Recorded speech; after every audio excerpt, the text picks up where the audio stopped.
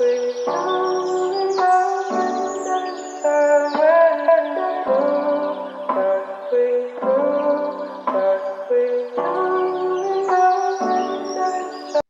baiklah, saat ini kami dari kelompok 3 akan mempresentasikan materi 10 yaitu algoritma C4.5. Seperti biasa, anggota kami ada 3 orang, yaitu ada saya Angelita Losung, dan teman saya Fernanda Panese, dan juga teman saya Kerin Patimahu. Nah, kita masuk untuk pemahaman algoritma C4.5. Nah, algoritma C4.5 adalah salah satu algoritma pohon keputusan yang digunakan untuk menghasilkan model klasifikasi dalam bentuk pohon keputusan. Algoritma ini dikembangkan oleh Ross Quinlan pada tahun 1993 dan menjadi algoritma yang populer dalam bidang pembelajaran mesin dan analisis data. Untuk pengertian algoritma C4.5, di sini ada algoritma pembelajaran. Algoritma C4.5 adalah algoritma pembelajaran supervis yang digunakan untuk membentuk pohon keputusan dari sekumpulan data. Untuk klasifikasi data, yaitu algoritma ini dapat mengklasifikasikan data baru berdasarkan aturan-aturan yang dibentuk dari data pelatihan.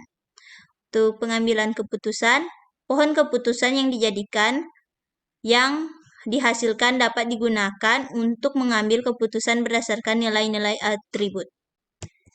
Untuk sejarah dan latar belakang algoritma C4.5.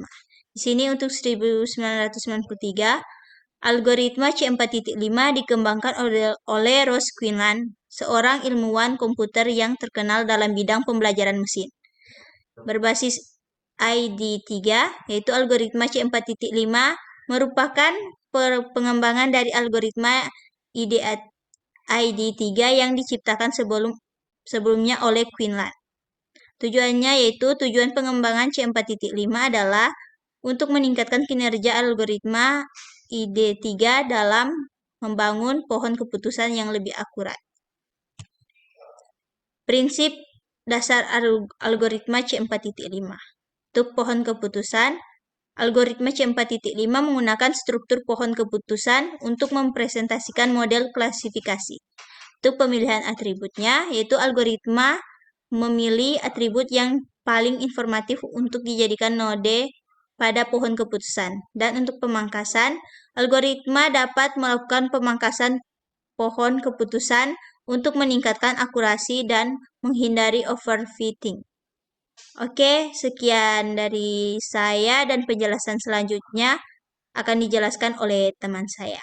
Baik, perkenalkan nama saya Fernanda Greti Panese dengan nomor NIM 2202403 dan saat ini saya akan melanjutkan penjelasan materi yang sebelumnya sudah dijelaskan oleh teman saya. Di sini tahapan perhitungan algoritma. Yang pertama, persiapan data, yaitu mengumpulkan dan mempersiapkan data yang akan digunakan untuk membangun pohon keputusan. Yang kedua, pembentukan simpul, memilih atribut yang paling informatif untuk dijadikan simpul pada pohon keputusan. Yang ketiga, pemangkasan, melakukan pemangkasan pada pohon keputusan untuk meningkatkan akurasi dan menghindari overfitting. 4. Klasifikasi, menggunakan pohon keputusan yang telah dibangun untuk mengklasifikasikan data baru. Selanjutnya ada rumus perhitungan entropi dan gain algoritma.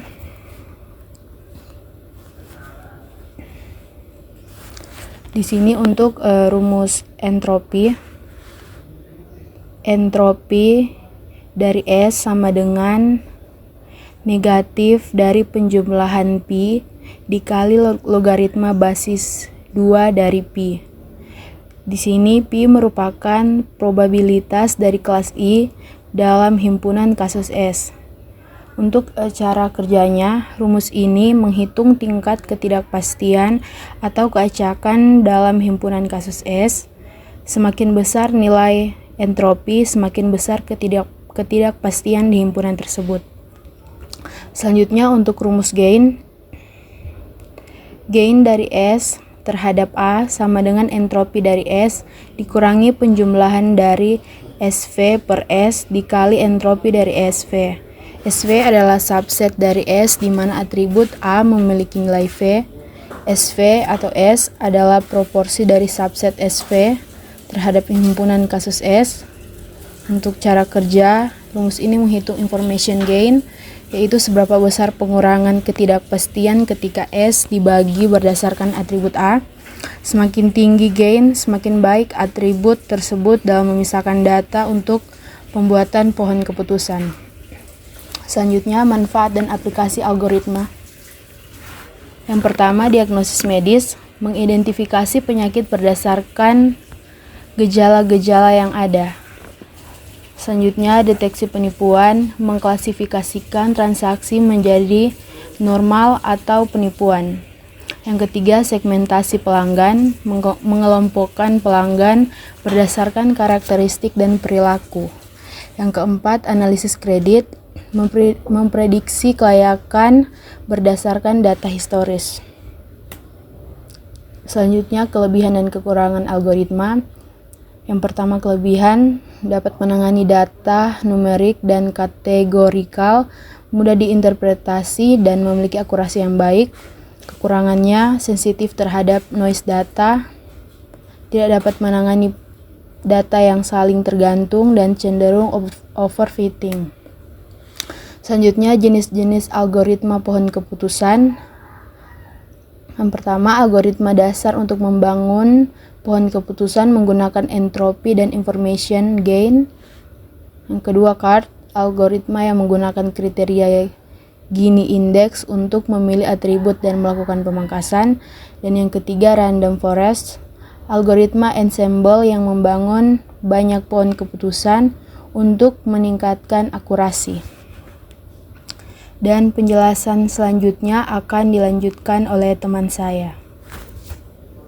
Baiklah, perkenalkan, nama saya Kerin Herlita Patimahu dengan NIM 22024192. Saat ini saya akan menjelaskan mengenai materi untuk algoritma C4.5. Selanjutnya kita masuk pada algoritma pohon keputusan C4.5. Kita mulai. Selanjutnya tentukan atribut target, dalam hal ini play basketball, dan kumpulkan atribut lainnya sebagai fitur seperti outlook, temperatur, humidity, dan wind. Hitung entropi awal untuk keseluruhan data berdasarkan keputusan ya atau tidak. Selanjutnya, untuk setiap atribut, lakukan hitung entropi pada masing-masing nilai atribut.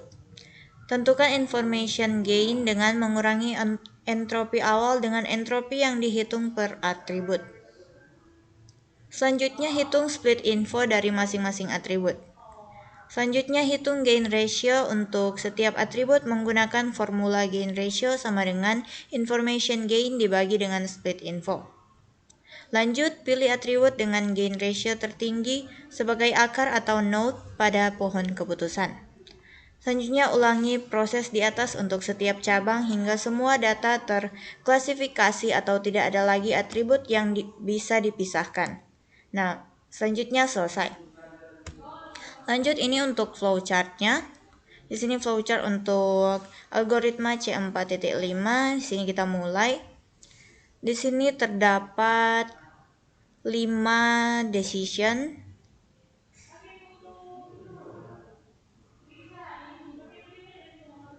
Terdapat 6 decision. Yang pertama data latih. Selanjutnya numerik. Kita masuk pada gain tertinggi. V lebih dari 3 nilai. Selanjutnya rasio gain tertinggi dan entropi. Nah, setelah proses dijalankan, semua proses akan tertuju pada tree. Dan selanjutnya setelah diklasifikasi, maka kita selesai dengan prosesnya. Nah, selanjutnya kita masuk pada perhitungan C4.5 atau contoh soal.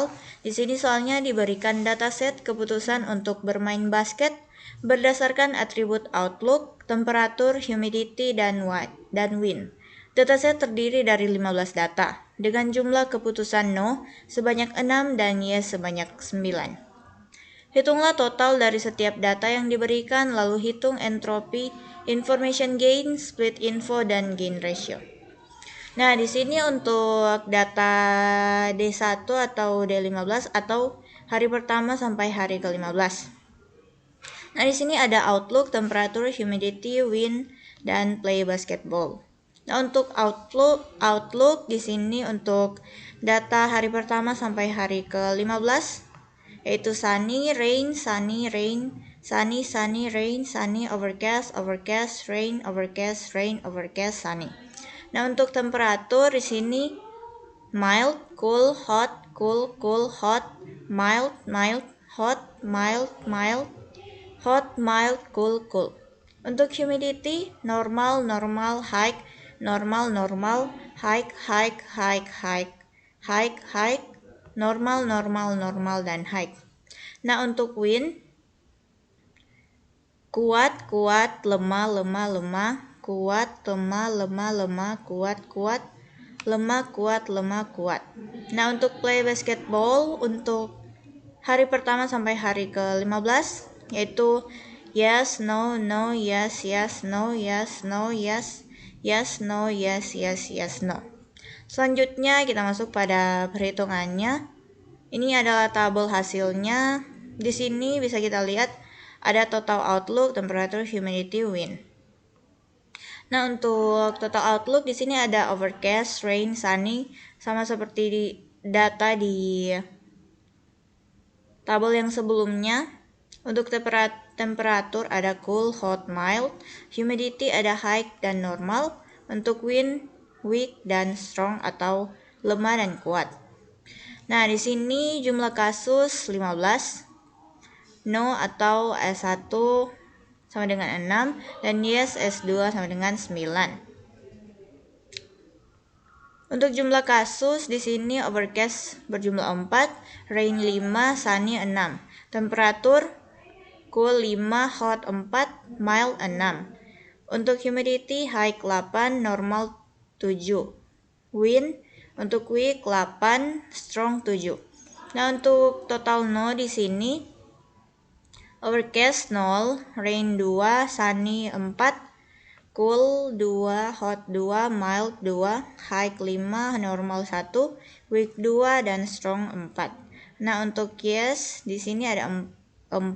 Untuk overcast rain 3, sunny 2, cool 3, hot 2, mild 4, high 3, normal 6, weak 6 dan strong 3. Nah, untuk di sini untuk perhitungan entropi dan gain ratio ini kita sudah aplikasikan dengan rumus entropi dan gain ratio, yaitu rumus yang ini. Maka kita aplikasikan atau kita terapkan pada perhitungan berdasarkan data yang ada. Nah, maka kita mendapatkan untuk entropi total outlook 0,9403, untuk overcast 0, rain 0,9704, sunny 1. Untuk cool 0,7219, hot 1, mild 0,9182. Untuk high 0,9853, normal 0,8113, dan weak 0,8113, strong 0,9853.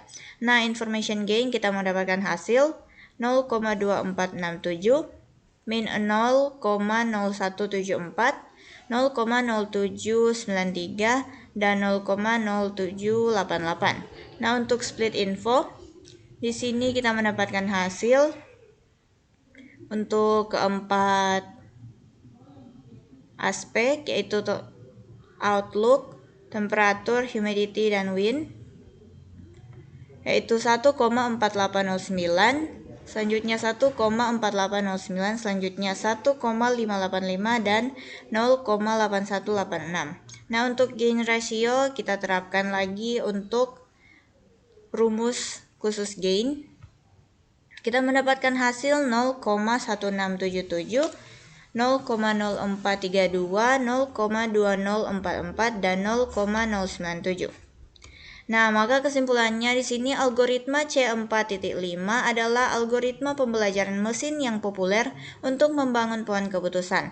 Nah, algoritma ini memiliki banyak manfaat dan aplikasi yang luas. Nah, sarannya untuk mendapatkan hasil yang optimal perlu memperhatikan pemilihan atribut, pemangkasan pohon, dan penanganan data yang tidak lengkap atau noisy.